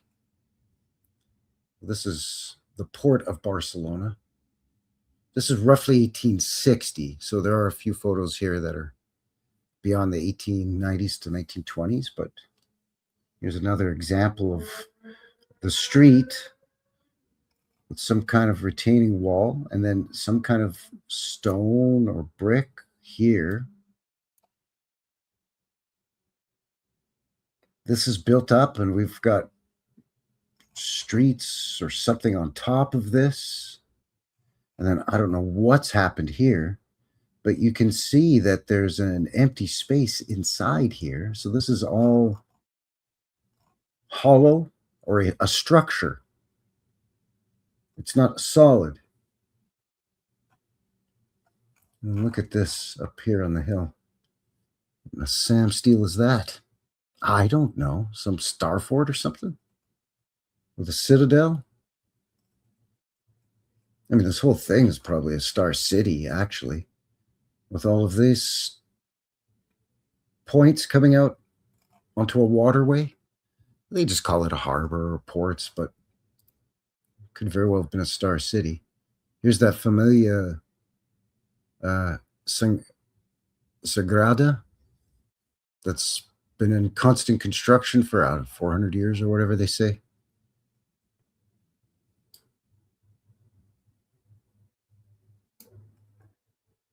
I don't know if I necessarily believe that. I think that's just their way of justifying or validating the timelines that they've given us for European built cathedrals and churches as opposed to New World built cathedrals and churches. Right over here, they tell us it was built in like 5 to 10 years, maybe 20 years, but some of them were built in a year or two.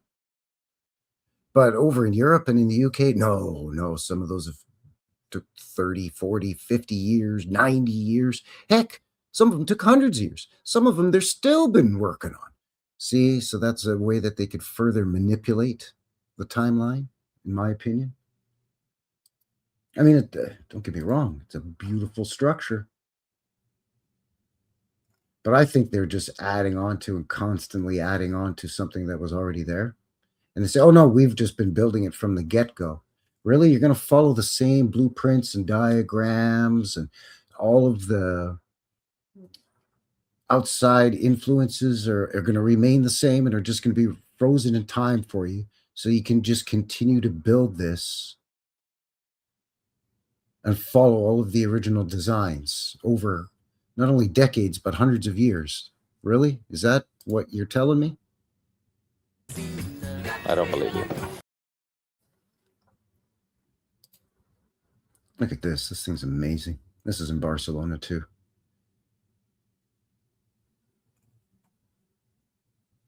I don't know if it's necessarily that old, but it has telltale signs of being influenced by the old world.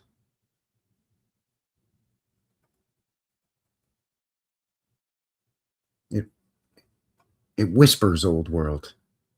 Not to be too dramatic, but you know what I mean.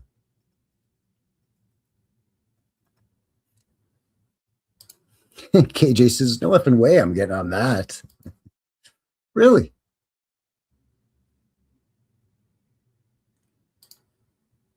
Now, the heights thing is understandable. It's the inside of...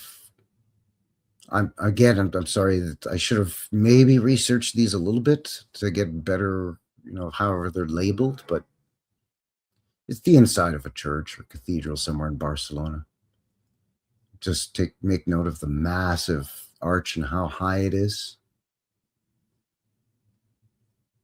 That's why a lot of times when we see a doorway that's an arch, but it's kind of short or stumpy, I think this is more of the potential. The 20 or 25 foot openings that are in the archways. Not to mention this beautiful pattern here. And why for the little people that sit on these little wooden pews and these little wooden chairs, why does this thing have to be so So tall.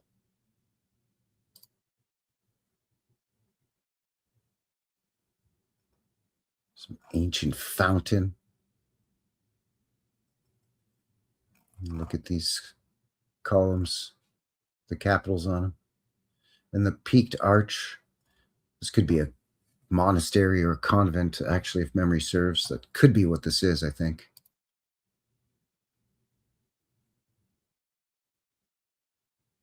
Look at this massive, beautiful park area. But it's got a design to it, right? Like the trees and the lighting are all in a pattern, and it's in a sort of a circular or semicircular pattern.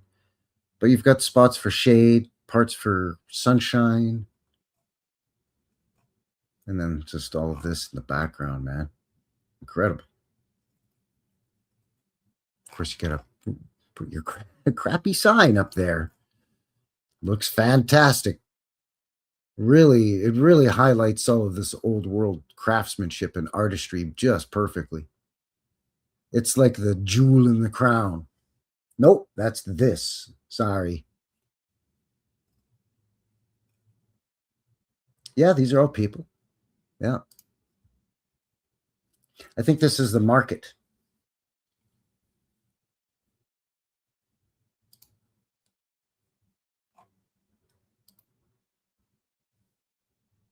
Look at this arch. We saw this in, I think it was the Wikipedia article? It may have been. Absolutely stunning. And again, for scale. Got a couple of senoras with their mijos and mijas here. But look at this brickwork.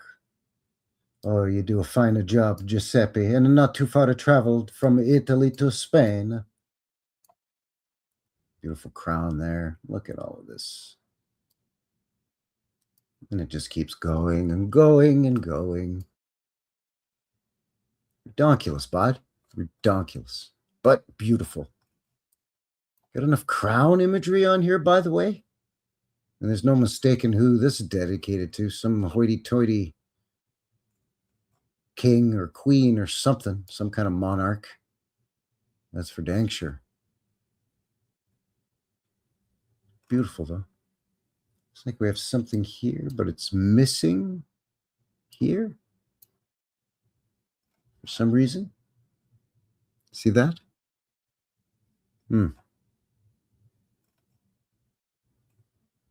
By the way, we can do all this and all this magnificence, but the street here, no, it's just going to be crud. No stone or brick. Not here. Not underneath this magnificent arch. No, we're going to leave this all dirty and crappy. Even though we can do this magnificence. All right. Look at this, man. Everybody gets a balcony. Why not? Modern buildings today, they build, 4, 8, 10-story apartment buildings or condos, and a lot of them don't have balconies at all. Or you get a shared rooftop balcony. There's always some idiot up there cranking some music you hate with his shit-heel friends doing shitty things. It's like, no, I want to have a couple of my cool friends over so we can do some cool things and listen to some cool music while we're grilling some steaks or burgers or chicken. Look at this. Simply beautiful. This is curved, by the way. This is all curved. And the train can just easily wind through all of this without a problem because everything is so freaking wide.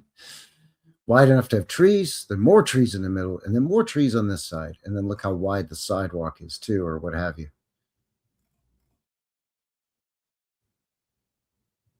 And this is how it should be, because you think if they're just starting out and designing these cities back in the 1600s or whatever, they've got all the room in the realm, right?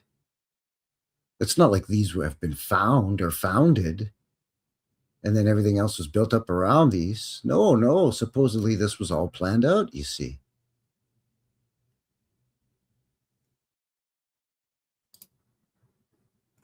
1920s here, the port of Barcelona. Again, you've got this infrastructure here. Now you've got machines rolling on steel girders and rails. This is some kind of steam crane. Got another one here and another one in the back. But again, you still have your built-up pier, or whatever this is called, platform. Then this is built up, and you've got another level, and then it's built up some more.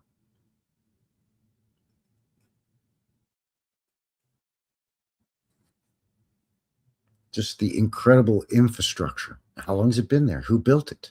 Was it built in stages? How long did it take?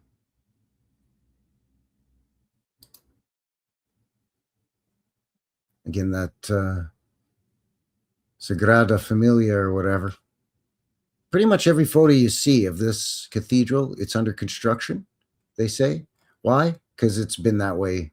It's still, to this day, under construction. So you'll never find a finished photo. This stylish guy with his walking stick, his hat. What's going on over here? Just a bunch of kids playing in the street. It's near a construction site. It's totally fine. It's fine. Nothing wrong with that at all.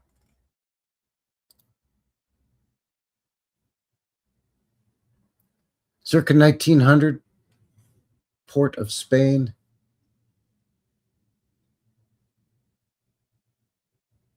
Sorry, port of Barcelona in Spain. All this in the background. Wonderful. Just all of this stone wall has got to be built by somebody. It's all artificial coastline, basically, you know.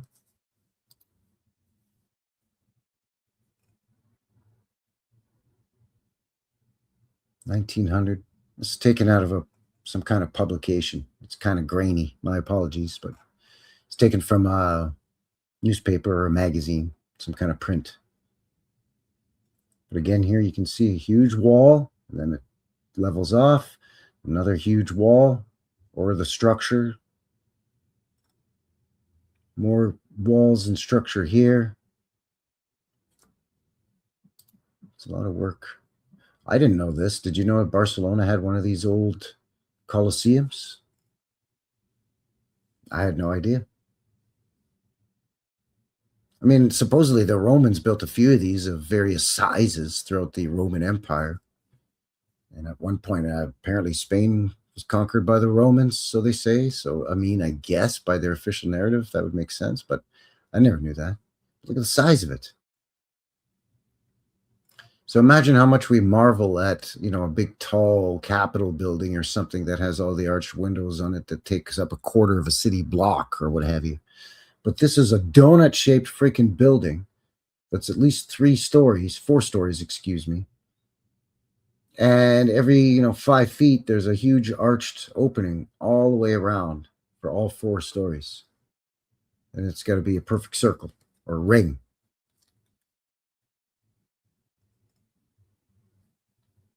Amazing to me.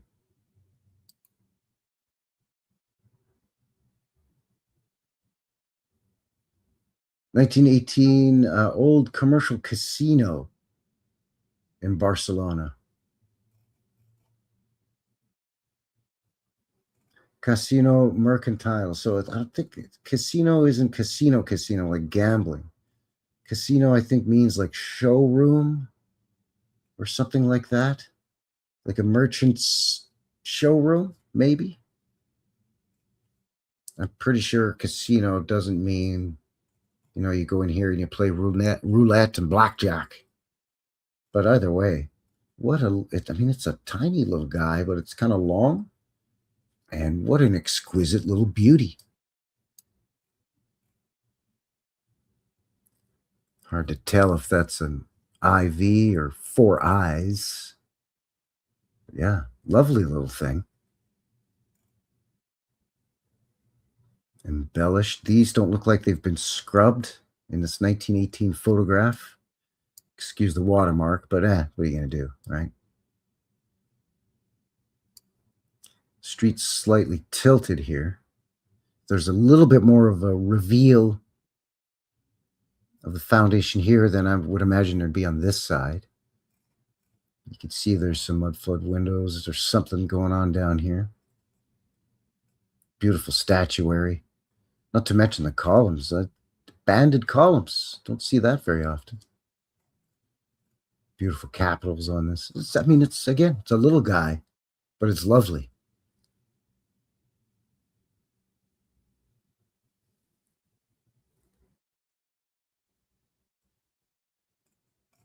The height of the door here too. This one, of course, you got to go up, a few steps to get into it. But this doorway up here is quite tall too. It's got the pediment above it. Very nice. Yeah, boss says the second floor porch is legit. Yeah. Very nice. Multi-level bowling alley, says Ubukan. Yeah.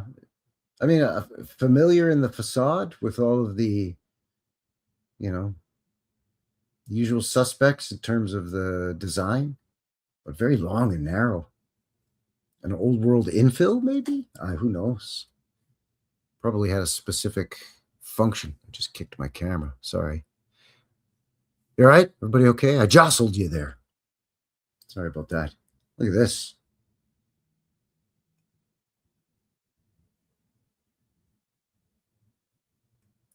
This almost looks like a railroad roundhouse, but it would have to be so massive, like on such a huge scale. This has got to be for some kind of fair or World's Fair. Again, my apologies, but this is like, look at this nonsense, man. I mean, to give you an idea, here's, a pretty big domed church of some kind. And it's dwarfed by this. Look at your main hall or whatever this building is. Does it look like maybe it extends over whatever this is? It looks like some kind of old world hub that's been repurposed. I don't even know. Decommissioned and changed. I have no idea, man. Look how symmetrical everything is. You have this in the middle, then this. And it's flanked by all of these. So again, for Barcelona, my apologies. Look at this. I don't know if this is some government buildings, some old fair buildings. I have no idea. But this is, and it's huge. I'm just noticing a tower here. This has a tower. There's a tower there. One at the back too. And then there's all this in behind. You know what I mean? So, this is just a massive complex. Again, all this geometry in the landscaping all along here too. Imagine how beautiful it would be just to be walking down here. Just no. Just walking down here, mind my own business. In the late 1800s, 1890s, Barcelona. Here's the inside.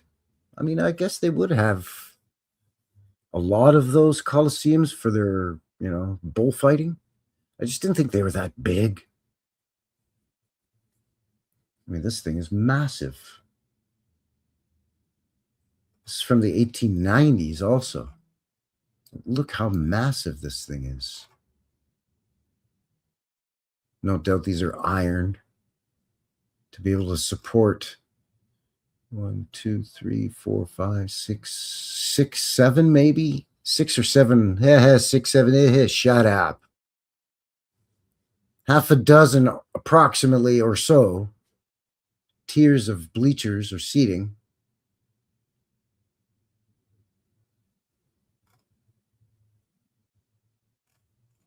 And it's got a roof on the thing too, so that's a lot of weight. So these are probably iron or something, but 1890s, massive. But who knows, right? The photo's taken in the 1890s. Who knows how long the structure's been here? Could be 100 years, could be 1,000 years. We don't know.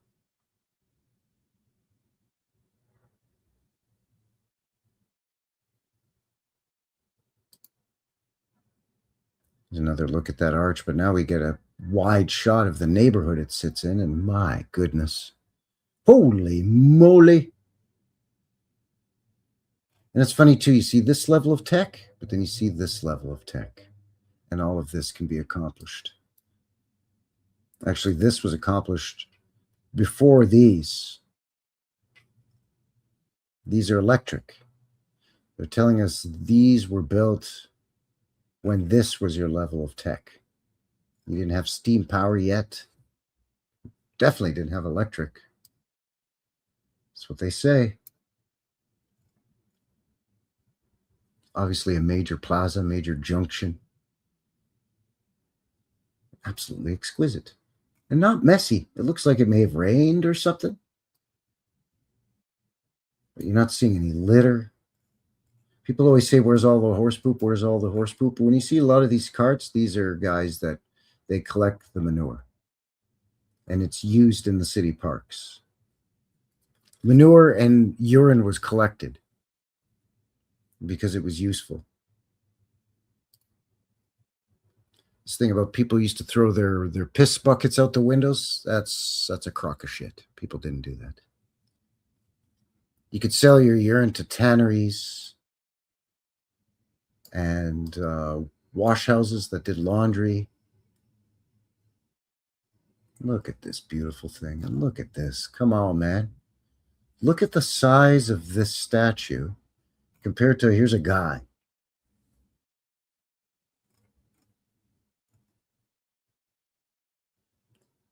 Let's be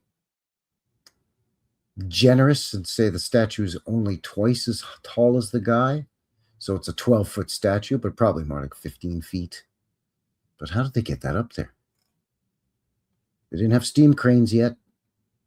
All they had was these crappy pulleys that were hoists. And this kind of stuff. Absolutely amazing. I mean, and even just all these big statues around here, they're all huge too. But this is the mind blower.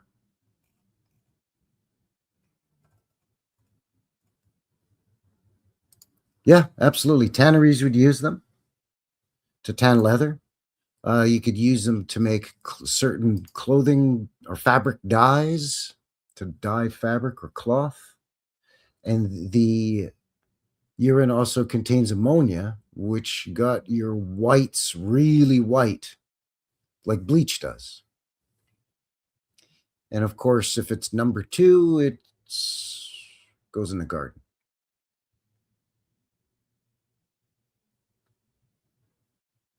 So if you lived in the city and you lived in a tall apartment building, you know, in the 1890s, and you didn't have plumbing, that's why you had chamber pots. You would collect your urine in the night in the chamber pot, but you wouldn't just throw it out the window. If that was the case, people would just build outhouses or privies that hung out of the side of their house from the second floor above the streets and the gutters. And you could just go out into an outhouse that was on a balcony and shit or piss directly down into the open street below, rather than peeing in a vessel and tossing it out your window. No, the vessel was to keep the urine, because if you got up in the night and you didn't want to go to your privy, your outhouse,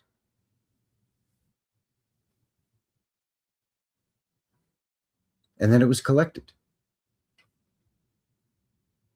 Like once a week or twice a week, your piss guy, like literally, that was the job. Your piss guy would come and he had big barrels on his cart and he would fill the barrels up with urine.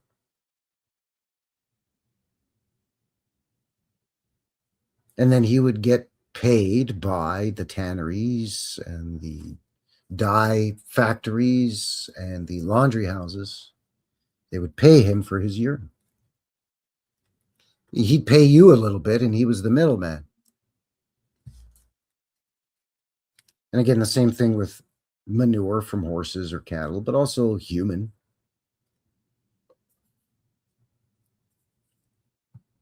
So, yeah, people did not throw their pee-pee and poo-poo out the window. Sorry, your nana was wrong on that one. Bring out your piss.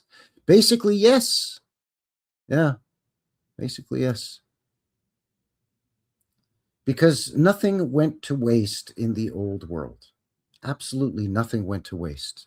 Much like you hear about, the wild savage Indians shooting the bison or the buffalo or hunting deer, and nothing went to waste. They used as much as they could: the teeth, the bones, the hide, the meat, the fat, the gristle, everything. The eyeballs, the tail, the snout, the horns, you name it, right? Same thing, man. Nothing went to waste in the old world. That's why you see a lot of clean streets, and that's why you see a lot of those pull carts where it's just a two-wheeled cart, kind of like this, but it doesn't even need to be pulled by a horse. It could be, but sometimes it's just pulled by a guy, and it's got a couple of barrels in it. And he's got his route, he's got his turf, his area that he does to collect the urine. Different guy will have a different set of streets, a different route. That's the end of the photo file, by the way. Yeah, when you really look into it, it is quite fascinating. Now, if you lived out in the country, obviously you wouldn't have a guy coming all the way out to the sticks to collect your pee-pee and your poo-poo. So you would just use it yourself, right? You could use your own, you have an outhouse, a privy. Every once in a while, you got to move it, right? You can't keep it in the same spot. That hole fills up eventually. So you got to move it, right? But then where it used to be, well, now you can start mulching that and getting that going to fertilize and compost.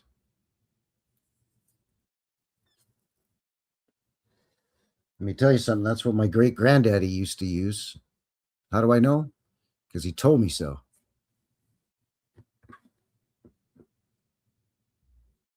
So yeah, if you lived out in the country, if you were country folk, you had a little farm or a little ranch, shit, you already know that you mix your number 2 in with the horse manure, the cow patties, whatever.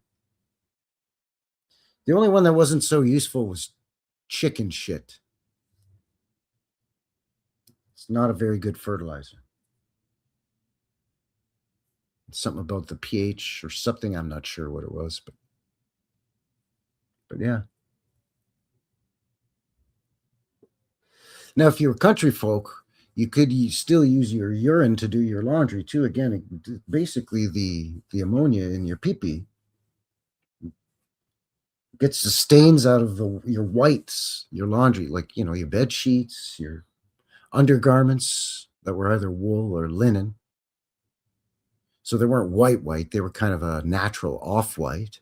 But to get stains out or mud stains and to get your whites really white, they used to use urine. Not strictly just urine, but urine with cleaning agents, usually like flaked washing soap. It was like a dry, powdery flake. Not like Tide powder, where it's in a powdery form, really, really fine, granulated sort of form. It was kind of more like flakes, like, I don't know, almost the size of breakfast cereal cornflakes. Yeah, and use soda ash. Use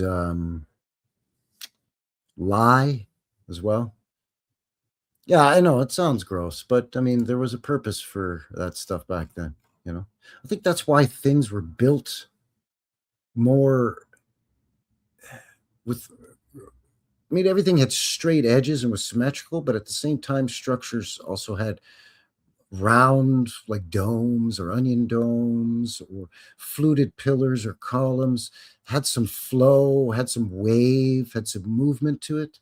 Because I think it reflects the realm that people appreciated back in the old world, where there was order and structure to nature, but there was also this sort of natural randomness to it, and they were like the yin and the yang to each other. Anyway, with that said, getting ready to wind this thing down very shortly. Before I go, looks like Ross is still here, still in the chat. Yes, good, because I owe you an apology. A couple of weeks ago, I mentioned something to you, and I was going to show it at the end of the live stream, and it slipped my little mind. So I want to share it with you now. You know, Ross, you have those structures there in Kansas City that you call meatball houses. Well, we got something kind of sort of like that up here in Canada land there, buddy. But it's a very distinctive Canadian name. It's just the quintessential Canadian version of Meatball House. So, Ross, if you're still there, this one's for you, bud. Let me just pull this up and share it. I made sure to bookmark it on Instagram here. So let's see if it comes up properly. Hopefully you can see this and hear it okay. It's a term, and looking at some of these beautiful photos, I guess it's not exactly a style, but maybe it's a feature within arts and crafts called gumdrop. And yes, beautiful photos of farmhouses around Ontario. Can you explain what gumdrop means, and maybe where someone might find one if they wanted to go and see one of these houses? Well, if you wanted to do the Gumdrop Alley, it goes from Cambridge, I think it's Highway 92. And if you drive down, you'll see 100 gumdrop houses. And that's because that particular area, I think it's quartz, but the stones that came out of the earth, the stones come out of the earth every spring. You get a new stone. So the pioneers used to collect those stones and make their houses out of it. And they could be pink or white or green or gray. And they're absolutely stunning. And this beautiful woodwork on top. So in some of these homes, these meatball or gumdrop houses, the stones are fairly rectangular, but a lot of them are of various sizes. These ones seem to be hewn so that they're fairly flush, but a lot of them poke out and they basically look like meatballs or gumdrops. And thanks a lot, Baja, because now I also want a meatball sub. Damn it. Love gumdrop houses. Aren't they gorgeous? But the same thing in what Ross refers to as meatball houses there in Kansas City is that the stones can be different colors. They're sort of reddish or pinkish. They can be greenish or bluish, shades of gray as well. They're beautiful photos. I looked at them all. I just thought, I think I may have seen something like that and had no idea what it was called, but they're beautiful photographs. So. Well, no, apparently the pioneers way back in the rootin' tootin' Wild West pioneer days, back when even Ontario was just being settled, they would pull stones out of the ground, supposedly, or from along riverbeds and stream beds and build their houses out of them. But for some reason, some of them are all different sizes, like this one. But some of them are they're larger and they're cut almost perfectly as rectangular blocks. But yeah, what you call meatball houses down there, up here we call them gumdrop. So Cambridge is the center of that, or are they Cambridge around? to Stratford? Yeah, anywhere west of Cambridge to Stratford, you're going to find a lot of gumdrop. And for any confusion, no, they're not talking about Cambridge and Stratford in the UK. They're talking about Cambridge and Stratford in Ontario, here in Canada land. We just like to copy the UK. We just name our places from over there. London, England, London, Ontario, Canada. Sure, why not? Stuff like that. What else do I have here, by the way? Let's see. Oh, man, come on now. Be careful when you're goofing around. Came across. Oh, come on, man. Be careful when you're trying to invent flight. Be careful now this summer when you're out doing your thing there, everybody. Enjoying the last few dog days of summer here. as we roll it to the end of September. We've got, what are we, August 23rd today? Yesterday was my daddy's birthday, by the way. Took him out for some ribs. That's right, ribs. Bless him. He can have whatever he wants for lunch, dinner, breakfast for his birthday. Doesn't matter. But anyways, yeah, we're basically a month from today is the last day of summer. So if you're out there taking advantage of the slightly cooler temperatures, it cools off a bit in the evening, and you're out enjoying some outdoor activities, just be careful of that kind of stuff, okay? Be careful now. Careful. So there you go. I think that is going to do it. Again, as a reminder, links below for everything we covered for the show, as well as how you can get a hold of a fella. I'm working on a few video projects for some fantastic ideas that you folks have been sending me lately. So thank you. Keep them coming. I did one where I went and visited Heritage Hall up at Sate that was suggested by someone. I've got something that was suggested by cousin Vinny from Kathy Broughton as well. Something that was suggested by George Prokopenko. He sends me tons of great suggestions and things to look into. Our buddy Edward over at Noah's Fossil Museum. Who else? There's a couple of more people actually that sent me. Sig Sauer. I saw him earlier in the chat, by the way. Howdy, Sig. He sent me something to look into. Actually, cousin Vinny has sent me a couple of things to look into, so he's keeping me busy. But yeah, Edgar from Noah's Fossil Farm has sent me a couple of ideas as well. So yeah, absolutely, keep them coming. Keep them coming. Going to be checking out the Hart House, the famous wrestling family here. Going to be checking out that place, do some boots on the ground up there again very shortly, as well as a few other things. And again, before summer's over, keep it locked here onto the channel. Do all the things down here so you get notified, maybe. But very soon, Reset 1700, my mudflood documentary, will be back up on the channel. The director's cut. I'll show it as a live premiere, and then I'll put it up probably in chapters up on the channel. So if you don't get a chance to watch it during the live, you can watch it broken down into chapters in a playlist. So that will be coming up very shortly. So keep your ocular sphericals locked onto the channel for all of that good stuff and more. Please don't forget to check out my other channel, New West Rewind, for all the vintage footage stuff. Check out my friend's Dragon Sage, the Sex Witch, and his band. Links in the chat for that.